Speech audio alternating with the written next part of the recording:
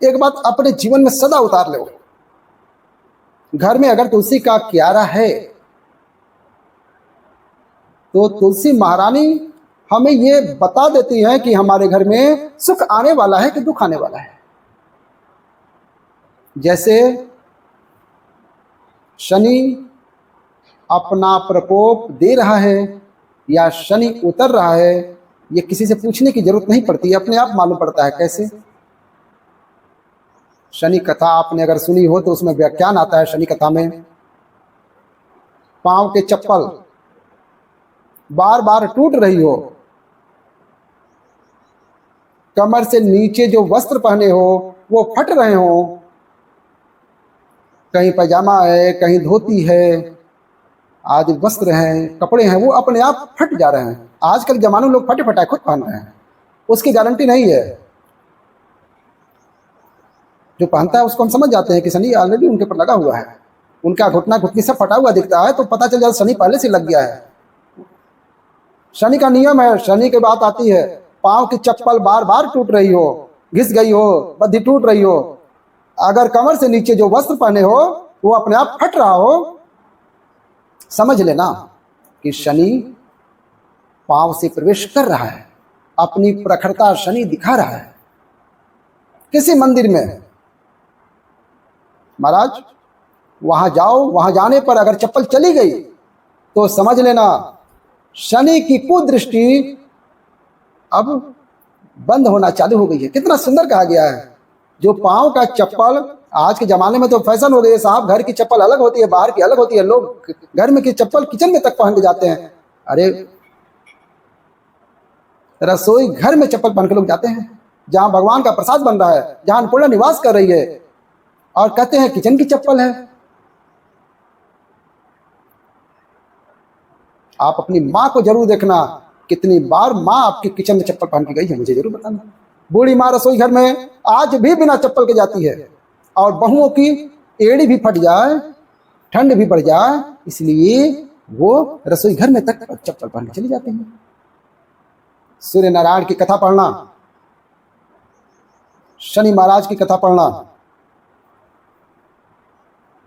गरुड़ पुराण की कथा पढ़ना, जिन जिन कथाओं का व्याख्यान कर रहे हैं उसको पढ़ना जरूर हो। क्या लिखा है? घर के अंदर जब चप्पल जाती है, रोग, बीमारी, कष्ट, तकलीफ चालू हो जाती है। तुमने चप्पल क्यों पहनी? ठंड न लग जाए, रोग न लग जाए। घर के अंदर उतना बढ़ गया, एक कालीन बिछा दो, एक दरी बिछा दो, मोटा आसन बिछा दो, जिस पर तुम चल लो। जरूरी है, कई कई लोगों को हमने ये देखा है कि कालीन पर भी चप्पल पहन के जाते हैं। और ब्राह्मणों को भोजन कराओ, गुरुजन को भोजन परोस रहे हैं, ठाकुर जी की थाली लगा रहे हैं, ठाकुर जी को फल लगा रहे हैं, तो भी चप्पल लगाए हुए पाँव में। तेरा क्या होगा? तेरा क्या होगा रे कालिया? विचार तो करो।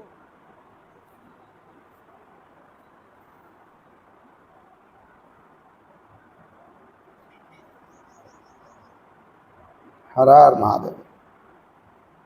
हरि नाम नहीं तो जीना क्या। अभी भी सुधर जाओ, अभी भी सुधर जाओ, नहीं सुधरोगे तो सिधर जाओ। या तो सुधरो नहीं तो सिधरो, थोड़ा सा सुधरो। रसोई घर में अन्नपूर्णा रहती है। रसोई घर में शिव महापुराण की कथा कहती है कि जब भगवान शंकर को माँ जगत जननी जब भोजन करा रही थी, शंकर जी ने वर मांगा था अन्नपूर्णा से, हे अन्नपूर्णा, तुम मेरे घर के बच्चों का भरण पोषण कर रही हो। इस मृत्यु लोक में जितने मनुष्य जन्म लेते हैं ये मेरे पुत्र कहलाते हैं। तो अन्नपूर्णा ने कहा, चिंता मत करना भोलेनाथ, जिस समय स्त्री, बेटी, कन्या या घर की बहू या बूढ़ी माँ भोजन बनाएगी, उस जगह पर मैं अन्नपूर्णा उसके शरीर में प्रवेश करूंगी। रसोई घर नहीं होगा, वो मेरा और तुम्हारा मंदिर कहलाएगा। और मंदिर में चप्पल पहन के चले जाओगे। भोजन का निर्माण करना यह श्रेष्ठता नहीं है। एक आसन रख लो रसोई घर के अंदर, जिस पर खड़े होकर भोजन बना लो, मोटा सा आसन रख लो, चप्पल की जरूरत नहीं पड़ेगी। श्रीमद् भागवत कथा कह रही है, तुलसी का मात्र शनि अपनी दृष्टि बता देता है। शास्त्र कहता है घर के अंदर जब घर में आप प्रवेश करें तो कोने में चप्पल उतार दें। बाहर जगह नहीं हो तो घर के अंदर प्रवेश कर लेफ्ट में चप्पल उतार दें। पर 7 या 3 कदम के अंदर चप्पल उतर जाना चाहिए घर के अंदर। उसके बाद अगर अंदर चप्पल प्रवेश कर रही है तो राहु केतु शनि के साथ प्रवेश करते हैं, जिसके घर में बीमारी कभी पीछा नहीं छोड़ती है। शनि कथा, सूर्य की कथा का स्मरण करिए। महाराज तुलसी बता देती है कि आपके घर की दशा क्या है।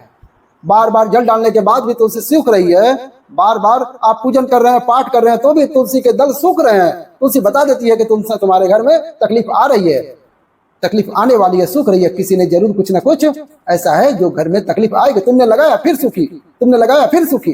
तुलसा महारानी बता देती हैं कि कष्ट है, और जिस गमले की तुलसा फलित हो, आनंद हो, घनघोर हो, उस घर में दुख नहीं आता, समृद्धि खुद चली आती है।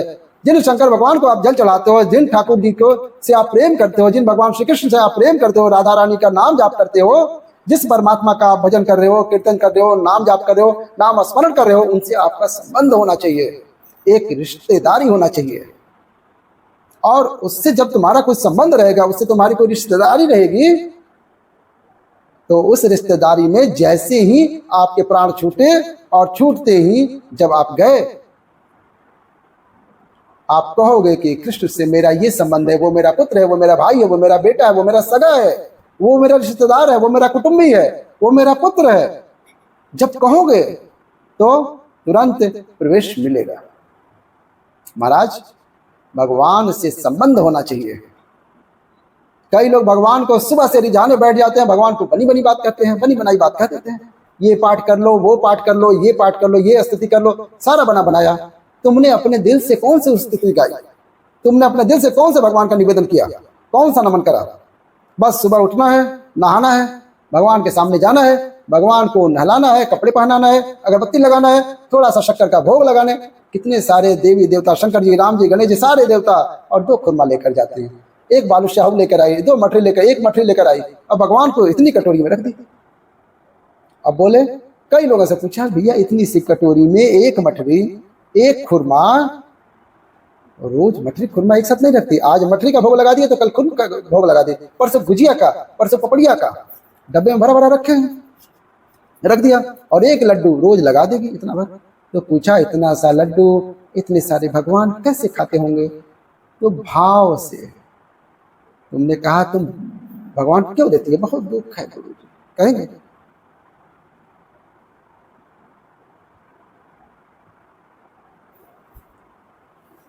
कैसी लगी कथा? तो आप भगवान को दें, भाव तो जरूरी है, पर इतना दें कि सब भगवान खा लें। कैसी लगी कथा? अच्छी लगी तो प्यारा सा लाइक कीजिएगा, और ऐसी कथा सुनने के लिए चैनल को सब्सक्राइब करके बेल आइकन दबा दीजिएगा, और कमेंट में हर हर महादेव जरूर लिखिएगा। हर हर महादेव।